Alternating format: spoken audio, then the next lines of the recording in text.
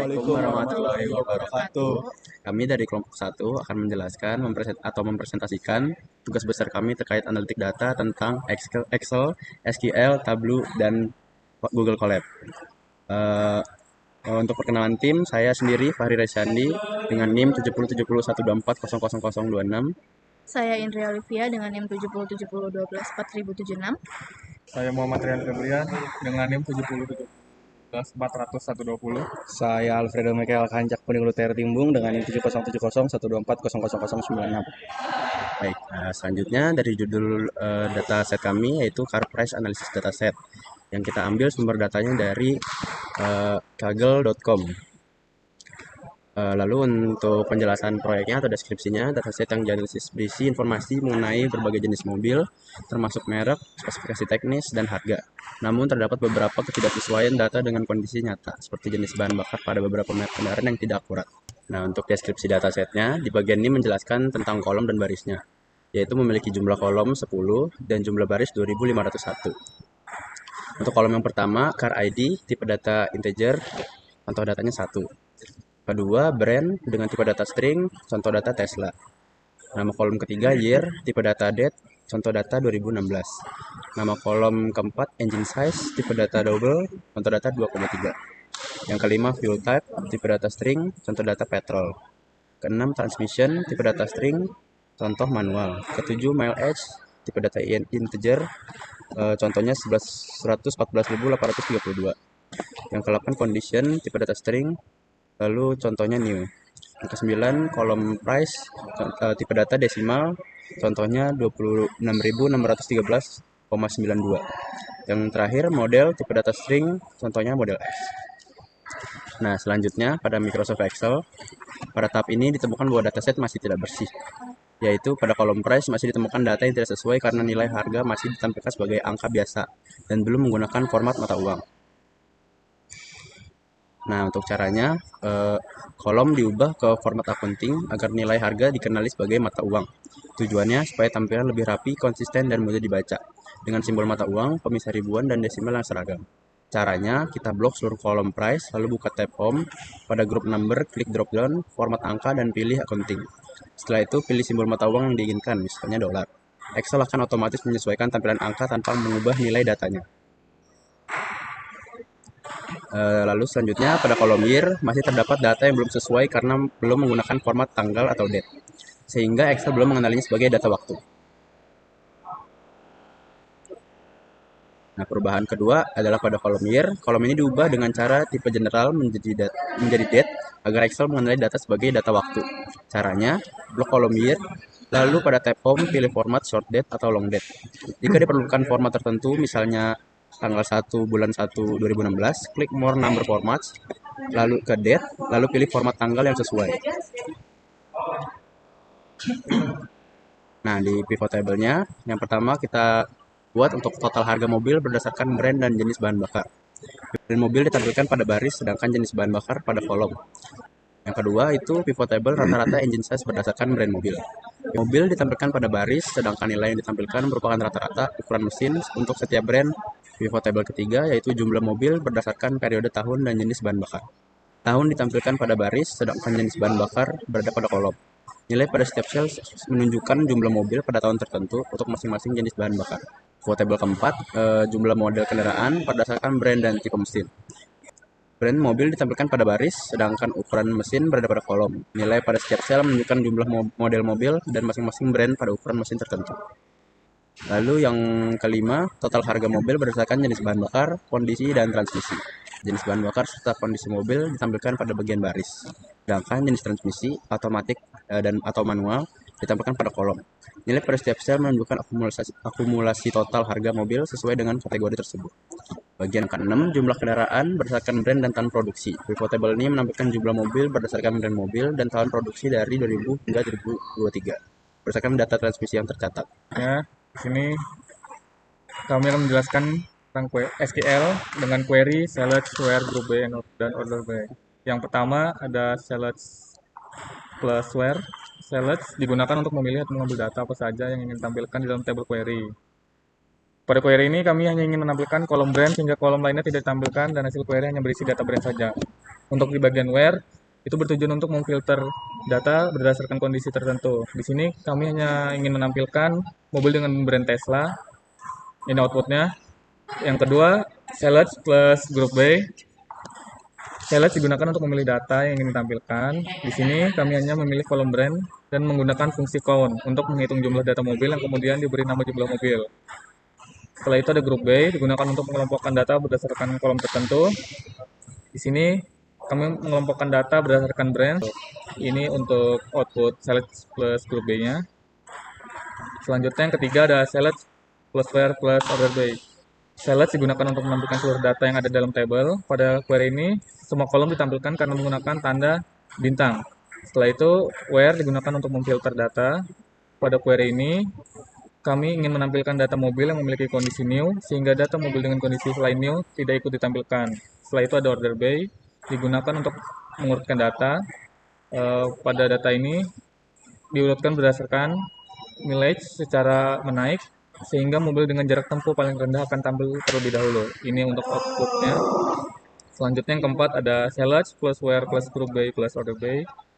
Pada query ini kami menampilkan kolom brand dan menghitung jumlah mobil menggunakan count yang diberi nama jumlah underscore mobil. Setelah itu Where, di sini kami menampilkan mobil dengan kondisi new, sehingga data dengan kondisi selain new tidak ikut ditampilkan. Setelah itu ada Group B, digunakan untuk mengumpulkan data, sehingga perhitungan jumlah mobil dilakukan untuk setiap merek. Setelah itu ada Order By, digunakan untuk mengumpulkan hasil data berdasarkan jumlah mobil dari yang terbanyak ke yang paling sedikit. Ini untuk outputnya. Oke, selanjutnya pada bagian tableau, yang pertama di sini kita memakai grafik highlight table.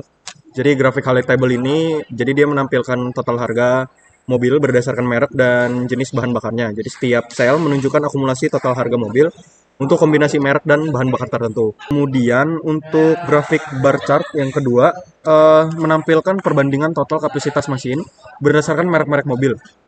Jadi panjang setiap bar atau batang di sini menunjukkan besar kecilnya total kapasitas mesin dari masing-masing merek. Kemudian yang ketiga di sini ada grafik stack bar chart. Jadi di grafik ini menunjukkan perkembangan jumlah mobil dari tahun ke tahunnya berdasarkan jenis bahan bakarnya. Kemudian setiap bar di sini atau batang di sini mewakili total mobil pada 1 tahun dan dibagi ke dalam beberapa bagian sesuai jenis bahan bakar mobilnya. Yang keempat, di sini ada grafik group bar chart. Jadi grafik group bar chart ini menampilkan perbandingan jumlah model mobil dan total kapasitas mesin berdasarkan brand mobilnya. Jadi setiap brand menampilkan yang ditampilkan dengan 2 batang yang menunjukkan jumlah model mobil dan total kapasitas mesin. Yang kelima, di sini ada grafik dot plot.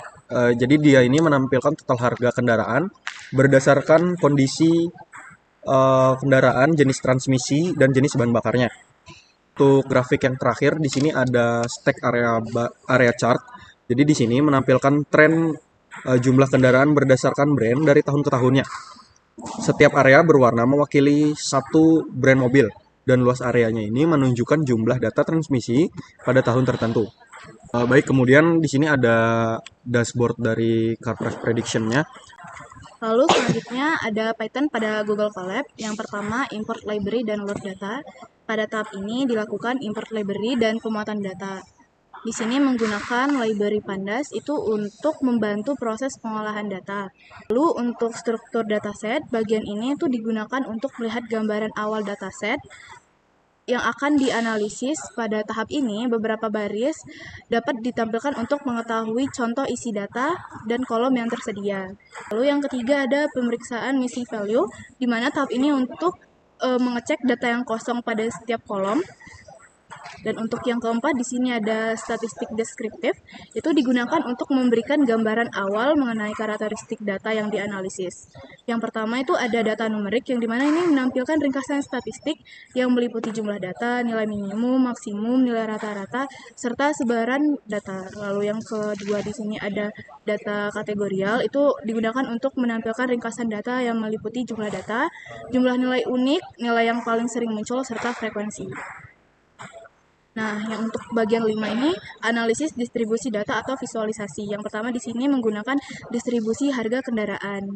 Ini menampilkan dengan menggunakan grafik histogram untuk melihat seberapa harga kendaraan dalam dataset. Lalu yang kedua di sini menggunakan distribusi mileage. Bagian ini menggunakan grafik batang untuk menunjukkan 10 brand kendaraan dengan jumlah data terbanyak dalam dataset. Selanjutnya, kami akan mengidentifikasi kekurangan dari setiap aplikasi. Yang pertama, Microsoft Excel, di mana pada bagian ini ketidaksesuaian jenis bahan bakar seperti BMW masih banyak yang menggunakan petrol. Namun, dari yang kita tahu, Tesla itu merupakan salah satu mobil listrik. Lalu, yang kedua, tidak adanya slicer untuk eksplorasi data secara interaktif. Selanjutnya, kekurangan dari SQL yang pertama itu di sini SQL masih menggunakan query yang sangat sederhana seperti select, where, order by, dan group by, belum menggunakan query yang lebih analitis kayak seperti join, have atau function yang lainnya. Untuk Tableau di sini kami menemukan kekurangannya. Yang pertama itu beberapa grafik seperti grafik dot plot ini itu masih membutuhkan penjelasan tambahan agar tidak salah dipahami oleh pembaca. Lalu untuk tampilan dashboard belum terlalu rapi. Dan untuk kekurangan dari Google Colab di sini kami melihat visualisasinya masih sangat sederhana, mulai dari grafik yang menampilkan distribusi dasar, di mana di sini kami menampilkan dua grafik. Yang pertama itu untuk distribusi harga kendaraan, lalu yang kedua ada distribusi mileage. Berdasarkan proses analitik data yang sudah kami lakukan menggunakan Excel, SQL, Tableau, dan Python, dapat kami simpulkan bahwa dataset kendaraan memberikan gambaran umum tentang merek mobil, spesifikasi, kondisi, dan harga. Pada tahap awal ditemukan beberapa data yang perlu dirapikan seperti format harga, tahun produksi, serta ketidaksesuaian jenis bahan bakar yang ada di beberapa merek. Lalu, hasil analisis ini menunjukkan bahwa merek Toyota memiliki total harga dan kapasitas yang cukup tinggi dibandingkan brand lainnya.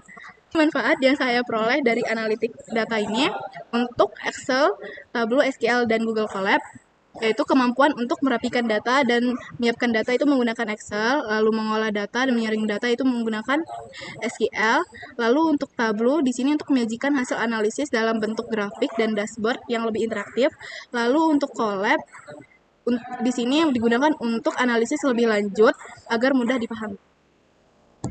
Untuk bagi saya sendiri yang saya mempelajari analitik data ini pada aplikasi Excel membantu saya memahami data dari sisi operasional seperti menyusun data, mentah, melakukan validasi, dan membuat laporan sederhana.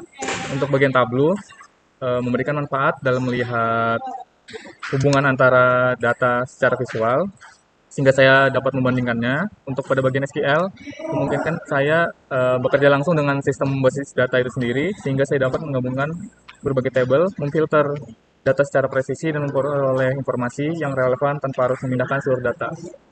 Pada Google Colab bermanfaat untuk mengembangkan kemampuan analisis berbasis logika dan pemrograman. Buat saya pribadi dengan mempelajari Excel, Tableau, dan SQL serta Google Colab, saya dapat mengolah data dengan efektif dan dengan menggunakan Excel untuk menganalisis dasar dan pengambilan keputusan harian.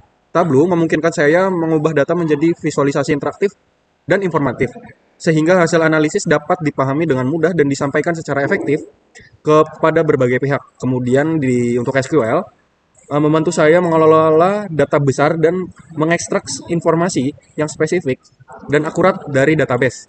Sementara itu, Google Colab memungkinkan saya melakukan analitik lanjutan berbasis kode seperti pengolahan data kompleks dan eksplorasi data mendalam, serta berkolaborasi dengan tim secara online tanpa perlu instalasi perangkat lunak.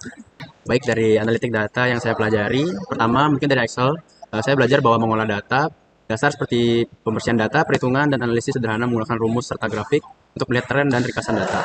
Untuk Tableau, membantu saya memahami cara menyajikan hasil analisis dalam bentuk visualisasi seperti dashboard yang interaktif sehingga data lebih mudah dipahami dan dikomunikasikan. Untuk bagian SQL, saya mempelajari bahwa mengambil dan mengelola data langsung dari database, khususnya dalam menangani data berukuran besar secara efisien.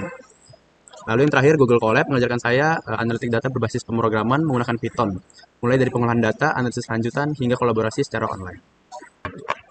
Baik, mungkin itu saja presentasi tugas besar analitik data kami tentang SQL, Google Colab, Tableau dan juga Excel. Kurang lebihnya mohon maaf. Wassalamualaikum warahmatullahi wabarakatuh.